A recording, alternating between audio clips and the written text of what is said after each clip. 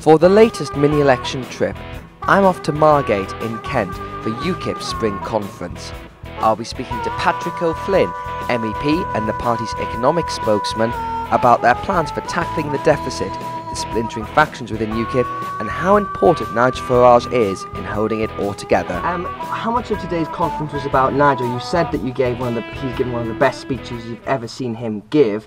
It seemed to me that was the main thing of the day. You know, you gave a speech, but the crowd really got going for Nigel. Doesn't it all just show that the party's about Nigel and not much else? Well, clearly we're very fortunate in having a very inspirational leader who's not only a major national political figure but a major international political figure now, and you saw the buzz, and there's no doubt when you get 40 camera crews and a huge posse of press journalists as well, when he leaves the stage, that communicates to the party that, you know, we're serious players and our leader's a very important part of that, absolutely. And since the WAG tax fiasco, which I'm sure you remember well, would you say you're still close with Nigel, that you've still got good input into what he thinks? Yeah, absolutely. And, you know, Nigel leads the party from its centre, and I suppose it's a sign of the growth of UKIP that we're now held to have a right wing and a left wing. Which one are you on? Well, I read that I'm left of centre, which will Red UKIP. Well, that will certainly come as a surprise to, I think, readers, long-term readers of the Daily Express, to consider that I'm ranked on the left of a party. But it's all relative, isn't it?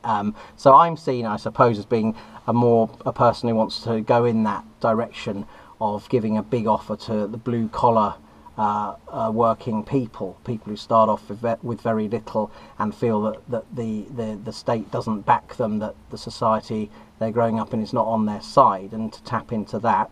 There are, you know, I would say a much smaller number of, you know, more traditionally hardline libertarians. But that was what the party was before the last few years, you know, before you joined and that sort of thing. That was the core of UKIP.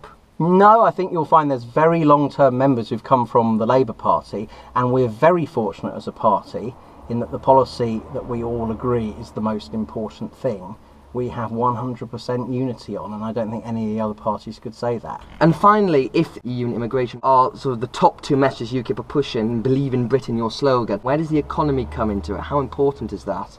Well, the state of the economy is intimately linked to our EU membership, and via uncontrolled immigration. We're talking about the economy, I think, in a much broader, accessible way to working people. We're talking about living standards and wage rates, you know, and youth unemployment and wage compression in general, and the impact on communities of uncontrolled immigration. And I think it is that estranged, probably people from families which once considered themselves as reflexively Labour, who feel that the Labour Party doesn't speak for them anymore, who are coming to us in the biggest numbers. And you're not just talking about those issues because it's easier than talking about debt and deficit and that sort of thing? Well, I think I talked about debt and deficit quite a lot, and, you know, I have said the ambition of UKIP is to hold the next Chancellor's feet to the fire on the Treasury deficit elimination plan. You know, they set out a plan 5 years ago and it didn't happen. It didn't even nearly happen. So again, a reasonably punchy plan to get rid of the deficit was set out in the autumn statement. It seems perfectly reasonable to me for a country that's been in significant public sector deficit since 2002 that it's about time we got rid of that. And so, you know, I think it's up to every party to set out where it would save the money. And, you know, we've set out a very large sum of savings in areas that none of the other parties are prepared to adopt or to match. So, you know, compared to us, they've got about £25 billion of savings to identify. And, you know, I'm waiting to see how the Tories plan to fund the various tax cuts they promised at their party conference. And David Cameron, I recall, said, well, we've got a record, so trust us. Well, the record on the 40p tax threshold is that they've aggressively lowered it. That's the record on that. You know, the record on net migration is not the one that he set out to achieve either. And that's it for this mini-election adventure.